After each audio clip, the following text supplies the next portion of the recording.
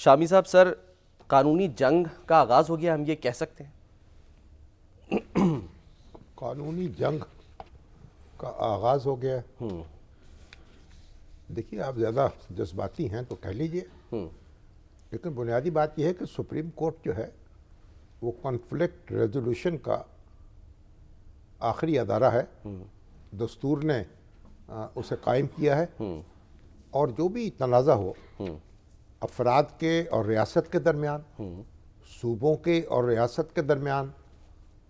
صوبوں کے اور صوبوں کے درمیان، اور اس میں جو آخری رائے ہے اور حتمی رائے ہے وہ سپریم کورٹ کی ہے۔ ٹھیک ہے یہ جو معاملہ ہوا اسلام آباد ہائی کورٹ میں جی، کہ جسٹس سرفراز ڈوگر صاحب کو ٹرانسفر کیا گیا لاہور ہائی کورٹ سے، جی ہاں، اور یہاں ان کی جو سینیرٹی تھی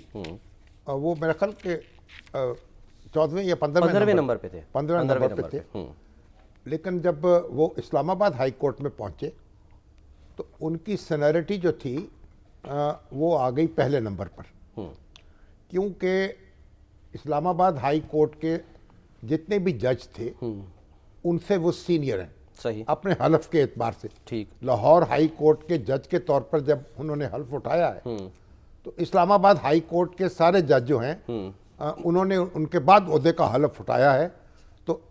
لاہور ہائی کورٹ کے حلف کے مطابق وہ جو ہیں سینئر ترین ہیں، ٹھیک، تو ان کو سینئر ترین جج بنا دیا گیا۔ لیکن اس پر جو اعتراض ہوا وہ یہ ہے کہ جسٹس ڈوگر صاحب نے جو حلف اٹھا رکھا تھا وہ لاہور ہائی کورٹ کے جج کے طور پر حلف اٹھایا تھا۔ ٹھیک، جب وہ اسلام آباد ہائی کورٹ آئے تو ان کو نیا حلف لینا چاہیے تھا۔ صحیح، اب نیا حلف لیتے تو ان کی سینیرٹی اس حلف سے متعین ہوتی، اچھا تو پھر وہ اسلام آباد ہائی کورٹ میں جونیئر جج بن جاتے اچھا، اور ان کو پھر چیف جسٹس نہ بنایا جا سکتا۔ تو یہ جو جج ہیں ہمارے 5 اسلام آباد ہائی کورٹ کے، justice Mohsin Akhtar Kayani, justice Tariq Mahmood Jahangiri, justice Babar ستار، جسٹس امن رفعت امتیاز اور جسٹس سردار اعجاز اسحاق، انہوں نے ایک ریپریزنٹیشن کی اور چیف جسٹس اسلام آباد ہائی کورٹ کے ان کو اپنی فریاد پہنچا دی، درخواست پہنچا دی عامر فاروق صاحب جو تھے۔ ایڈمنسٹریٹو سائڈ پہ، کیونکہ یہ ایک ایڈمنسٹریٹو معاملہ تھا، انہوں نے اس سے اتفاق نہیں کیا۔ انہوں نے کہا نہیں، جو ٹرانسفر ہو کے جج آتا ہے اس کو حلف اٹھانے کی ضرورت نہیں ہے اور اس کی سینیرٹی وہی سے کاؤنٹ ہوگی، تو میں اس سے اگری نہیں کرتا۔ اب ان کے پاس کوئی چارہ نہیں تھا کہ وہ سپریم کورٹ جائیں یا خاموش ہو کے بیٹھ جائیں، اور دوسری بات یہ بھی ہو سکتی تھی کہ کوئی اور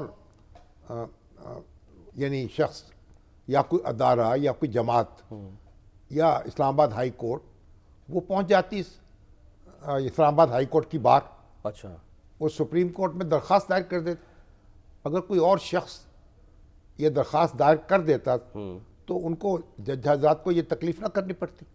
اچھا، اب کسی اور نے تو میرے خیال درخواست دائر کی نہیں، ابھی تک، تو وہ پھر خود درخواست گزار بن گئے،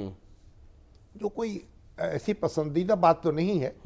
لیکن دستور نے روکا بھی نہیں ہے، یعنی یہ کوئی پابندی نہیں ہے۔ آرٹیکل 200 کا سر اس میں دیا گیا نا حوالہ کہ کوئی ہائی کورٹ کا جج ہے اس پر یہ پابندی نہیں ہے کہ وہ سپریم کورٹ نہیں جا سکتا، ٹھیک، تو بھی سپریم کورٹ میں درخواست دائر کر سکتا ہے۔ اب اس میں مسئلہ یہی ہوگا سپریم کورٹ کے سامنے، اور میرے خیال یہ آئینی بینچ جو ہے اسی کے سامنے جائے گی درخواست، اچھا، کیونکہ آئین کی تشریح کا معاملہ ہے۔ بالکل، اب سوال یہ ہے کہ امین الدین صاحب، بھائی ٹرانسفر تو درست ہو گیا، ٹرانسفر کے لیے تو لاہور ہائی کورٹ اور اسلام آباد ہائی کورٹ کے چیف جسٹس صاحبان اور سپریم کورٹ کے چیف جسٹس نے اتفاق کر دیا، ٹھیک ہے، اور خود ڈوگر صاحب نے بھی اتفاق کر دیا۔ اگر وہ اتفاق نہ کرتے تو وہ ٹرانسفر نہیں ہو سکتا۔ لیکن اب آیا ان کو نیا حلف لینا چاہیے تھا؟ تو بادی النظر میں جو الفاظ ہیں دستور کے اور اس کے مطابق تو انہیں نیا حلف لینا چاہیے تھا، اچھا،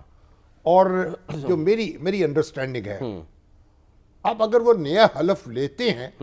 تو پھر ان کی سینیرٹی جو ہے وہ ختم ہو جاتی۔ اگر ان کو یہ بات معلوم ہوتی جب وہ لاہور ہائی کورٹ کے جج تھے کہ بھئی نیا حلف لینا پڑے گا اور سینیرٹی وہاں سے متعین ہوگی، تو پھر وہ کیوں آتے اسلام آباد ہائی کورٹ؟ بالکل، یعنی یہاں آ کر وہ پھر ایک لائن میں کیوں لگتے ہیں آخری جونیئر، بالکل جونیئر ترین؟ بہرحال اب انہوں نے حلف اٹھا لیا ہے چیف جسٹس کے عہدے کا اور قائم مقام چیف جسٹس کے طور پہ، جی ہاں، اور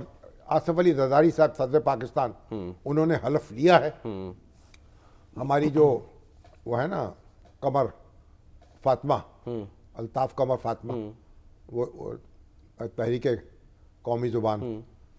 وہ اس کی انہوں نے ترجمان، انہوں نے بڑا ایک ہنگامہ کیا ہے، احتجاج کیا ہے سوشل میڈیا پہ کہ اردو میں حلف کیوں نہیں اٹھایا، سپریم کورٹ کا فیصلہ ہے اور پھر دستور میں بھی لکھا ہوا ہے اردو ہماری قومی زبان ہے، پر اب یہ تو ان کا اپنا احتجاج ہے، مگر یہ حلف جو ہے اب اٹھا لیا اور اب انہوں نے قائم مقام چیف جسٹس کے طور پہ کام شروع کر دیا۔ صحیح۔ اب یہ جج حضرات جو ہیں ان کی کیونکہ تسلی نہیں ہوئی تو اس لیے اب سپریم کورٹ کا دروازہ کھٹکھٹایا ہے انہوں نے، آپ دیکھتے ہیں وہاں سے کیا فیصلہ صادر ہوتا ہے بالکل، اور کس کی سنوائی ہوتی ہے اور کس کی سنوائی نہیں ہوتی۔ ٹھیک ہے، وہاں پر تو ان کو یہ بھی کہا گیا نا سر کہ جو